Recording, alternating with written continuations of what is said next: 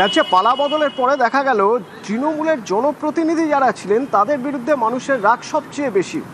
তাদের দেখে কোথাও ডিম ছোড়া হচ্ছে, কোথাও চোর চোর স্লোগান দেওয়া হচ্ছে, চোর স্লোগান দেওয়া হচ্ছে। মানে মানুষ চোখের সামনে দেখেছেন যে তারা চুরি করেছেন। যদি তাই হয়ে থাকে তাহলে তাদের সম্পত্তি কত, তার খতিয়ান কি, সেই খোঁজটা নিতে হবে। তো এবার এই যে তৃণমূলের জনপ্রতিনিধি যারা আছেন তাদের আয় ব্যয় হিসেব নেওয়া শুরু হলো।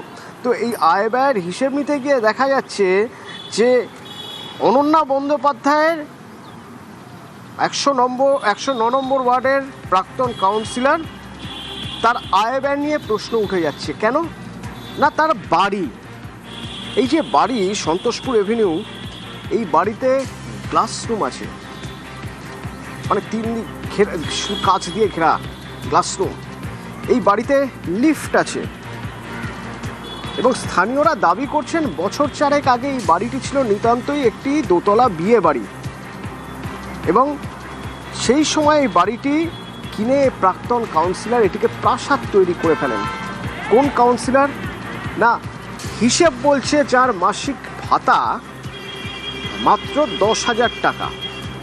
সেক্ষেত্রে 4 বছরে কিভাবে এই রাজপ্রাসাদ তৈরি? স্থানীয়রা এবার সরব। 4 বছর আগে যেই মালিক ছিল সেই মালিকে তো অনেক পুরানো বাড়ি, 30-35 বছর আগের যেই মালিক ছিল ও বিক্রি করে দিল অনন্যা ব্যানার্জির কাছে। ও আগে তো 3 তলা ছিল, তারপরে অনন্যা ব্যানার্জি এটাকে ঠিকঠাক করে এটার ভিতরে তো খুব সুন্দর, ভিতরে কাচের সব খুব সুন্দর করেছে। আমি মোটামুটি বছর 3 আমি দেখছি, এটা তো একটা প্রাসাদের মতন বাড়ি করেছে। এটা তো ভাড়া দেওয়া হয়, বিয়ে ঘরে আরে ভাড়া দেয়। কোনোদিন হয়েছে বিয়ে বাড়ি এখানে? হ্যাঁ, বাড়িটা তো তৈরি করেছে, পুরনো বাড়ি ভেঙে তৈরি করা, বিয়ে বাড়িতে ভাড়া দেয়। এখনো দিয়েছে ভাড়া?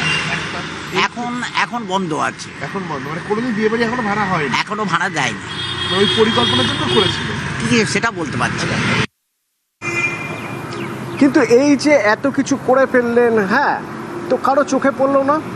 এলাকার মানুষ বলছেন যে আসলে অরূপ বিশ্বাসের ডান হাত ছিলেন অনন্যা বন্দ্যোপাধ্যায়, আর সেই সুবাদেই এই বাড়িটিকে প্রাসাদ করে ফেলেছেন। শুধু তাই নয়, তার লাগোয়া জমিটাও হজম করে ফেলেছেন। এত বিয়ে বাড়ি ছিল না, এরম ছিল না, একটা দোতলা বিয়ে বাড়ি ছিল। এটা চোখের সামনে ভেঙে তৈরি হলো। অনন্যা ব্যানার্জি মালিক, 109 নম্বর কাউন্সিলর। তাদের ভালোভাবে নেয়নি তো, কিন্তু করার কিছু ছিল না। হ্যাঁ, দাপট ছিল না। 109 নম্বর ওয়ার্ডে সবাই ভয় পেত। অরূপ বিশ্বাসের ডান হাত। হ্যাঁ, লিফট আছে তো, লিফট আছে। পেছনে করে জমিটি জবরদখল? হ্যাঁ, জবরদখল করে নিয়েছে হেমময় চ্যাটার্জি। মানে ভয় দেখিয়ে নি, খুব কম দামে নিয়ে নিয়েছে। 175/1 সন্তোষপুর এভিনিউ। আমরা ইতিমধ্যে দাঁড়িয়ে রয়েছি কলকাতা কর্পোরেশনের 109 নম্বর ওয়ার্ডের তৃণমূল কাউন্সিলর অনন্যা বন্দ্যোপাধ্যায়ের বাড়ির সামনে। এ যেন বাড়ি নয়, এক রাজপ্রাসাদ। ছবিটা দেখলেই কার্যত স্পষ্ট, একদম সন্তোষপুর রোড, তার ওপরেই এরকম বৃহৎ একটি অট্টালিকা। গত 4 বছর আগে এখানেই এই বাড়িটি তৈরি হয় এবং জাঁকজমকপূর্ণ এই হাতির একটি প্রতীকী সামনে দেওয়া বাড়ি।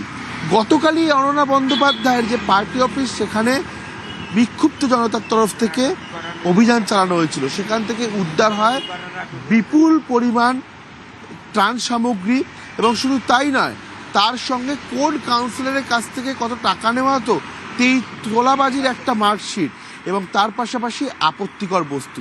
এবার নজরে সেই কাউন্সিলরেরই অট্টালিকা।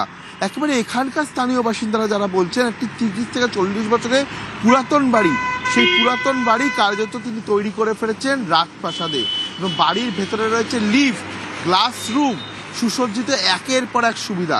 কোথা থেকে আসলো এত টাকা?